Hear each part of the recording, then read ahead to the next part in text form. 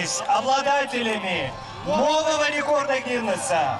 Якутия в очередной раз вписала себя в книгу рекордов Гиннесса. 16 620 человек в национальных костюмах. Жители Северной Республики побили достижение Румынии. На Исэх собралось в 2 раза больше людей.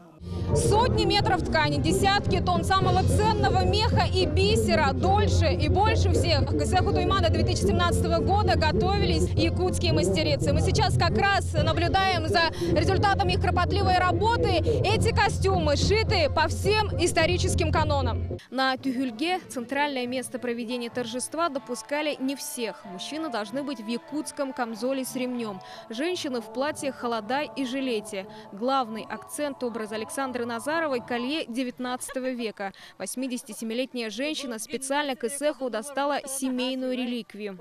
Исэх – это долгожданный день для якутского народа. Для женщин Саха особенно. Мы ждем целый год, всю зиму, чтобы надеть самые красивые украшения и наряды. Судья сборника мировых достижений Правин Пател лично оценивал наряды. Особенно зарубежному гостю приглянулись одеяния из меха соболя и чернобурки. Я поздравляю Якутию с праздниками, с этим историческим событием. Посмотрите, это абсолютно фантастическое зрелище. Рекорд 2017 года стал уже 4-м в истории якутского Нового года. Самый большой осохой круговой танец. Более 11 тысяч человек на Кумысапитии и почти столько же музыкантов, играющих на хамусе в органе. Эти события также вошли в издание Гиннесса. Для того, чтобы показать нашу сплоченность, показать силу традиций, новые какие-то веяния в якутской национальной культуре. Вот сегодня мы решили поставить рекорд Гиннесса.